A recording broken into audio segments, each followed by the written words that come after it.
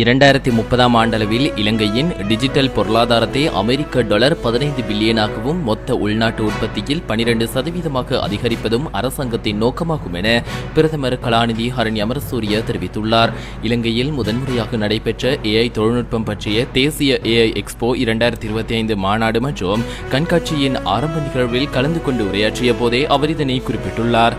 Digital பொருளாதார அமைச்சு மற்றும் ஸ்ரீலங்கா டெலிகாம் மொபிடெல் ஆகிய நிறுவனங்கள் இணைந்து ஏற்பாடு செய்த இந்த மாநாடு மற்றும் கண்காட்சி கடந்த 29 மற்றும் 30 ஆகிய 2 நாட்கள் பத்திரமுல்லையில் உள்ள தனியார் விருந்தகம் ஒன்றில் நடைபெற்றது.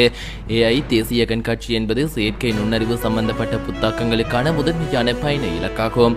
செயற்கை நுண்ணறிவை நவீன தொழில்நுட்பத்துடன் பயன்படுத்துதல், ஆராய்ச்சியாளர்கள், வர்த்தகர்கள் மற்றும் நிறுவனங்களுக்கிடையில் ஒருங்கிணைப்பை ஏற்படுத்துவதன் மூலம் பல்வேறு துறைகளின் வளர்ச்சிக்கு செயற்கை நுண்ணறிவின் பயன்பாட்டை ஊக்குவித்தல், பாடசாலை பருவத்திலிருந்தே AI தொழில்நுட்பத்தையும் அதற்கான கருவிகளின் பயன்பாட்டையும் அறிமுகப்படுத்துதல் ஆகியவை இந்த மாநாட்டின் நோக்கங்களாகும். இந்த நிகழ்வில் உரையாற்றிய பிரதமர், Artificial intelligence is no longer technology of the future. செயற்கை நுண்ணறிவு என்பது ஒரு தொழில்நுட்பம் மட்டுமல்ல, அது இன்று நாம் எடுக்கும் தீர்மானங்கள் மீது தாக்கத்தை ஏற்படுத்தும் ஒரு காரணியாக மாறியிருப்பதாக குறிப்பிட்டுள்ளார். டிஜிட்டல் பொருளாதார மாதம் என பெயரிடப்பட்டுள்ள செப்டம்பர் மாதத்தின் மிக முக்கியமான விடயம் மக்களிடையே டிஜிட்டல் மயமாக்கல் குறித்த ஆர்வத்தை ஏற்படுத்துவதாகும்.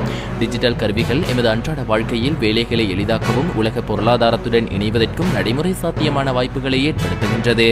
நாடு தழுவிய ரீதியில் ஏற்பாடு செய்யப்படும் கண்காட்சிகள் மற்றும் பயிற்சி திட்டங்களை ஒன்றிணைப்பதன் மூலம் நாம் டிஜிட்டல் திறன், வர்த்தக புத்தாக்கம் மற்றும் அரசாங்கத்தின் சேவைகளை பயன்படுத்துவதை பலப்படுத்த நடவடிக்கை எடுக்க வேண்டும்.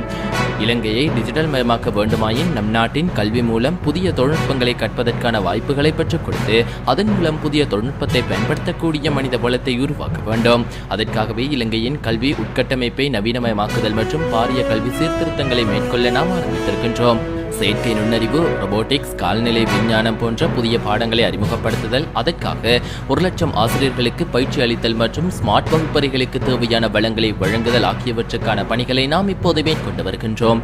நாட்டின் அனைத்து பிள்ளைகளுக்கும் அனைத்து குடிமக்களுக்கும் தொழில்நுட்ப கருவிகளை பயன்படுத்துவதன் நன்மைகளை பெற்றுக் கொடுப்பதற்கான நடவடிக்கைகளை நாம் எடுத்து வருகின்றோம்.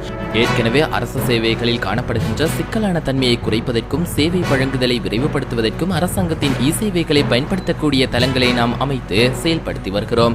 கௌபே மற்றும் இணைய வழி வாயிலாக வாகன அபராதங்களை செலுத்தும் முறைமைகளை விரிவுபடுத்துவதன் மூலம் கொடுக்கல் வாங்கல்களை விரைவுபடுத்துவதன் மூலமும் புதிய உற்பத்தி துறைக்காக AI Gov LK என்ற தேசிய AI தளத்தை அறிமுகப்படுத்தி நாம் மேலும் ஒரு படி முன்னேற்றம் கண்டுள்ளோம். அத்துடன் தேசிய மூலோபாய மற்றும் செயற்பாட்டு மையம் மூலம் சைபர் பாதுகாப்பை வலுப்படுத்தி வருகிறோம். இதன் மூலம் டிஜிட்டல் சந்தைக்கு அத்தியாவசியமான பாதுகாப்பு மற்றும் நம்பிக்கையை உறுதி செய்து வருகிறோம். இந்த திட்டங்கள் வர்த்தகர்களுக்கு புதிய சந்தைகளை உருவாக்குதல், சிறு மற்றும் நடுத்தர தொழில் முயற்சிகளின் செயல்திறனை அதிகரித்தல், வெளிநாட்டு முதலீடுகளை ஈர்த்தல் போன்ற நடவடிக்கைகள் மூலம் இலங்கையை தெற்காசியாவின் டிஜிட்டல் சேவைகள் மையமாக மாற்றி அமைக்க இயலும். இந்த நிகழ்வில் கைத்தொழில் மற்றும் தொழில் முயற்சி அமைச்சர் சுனில்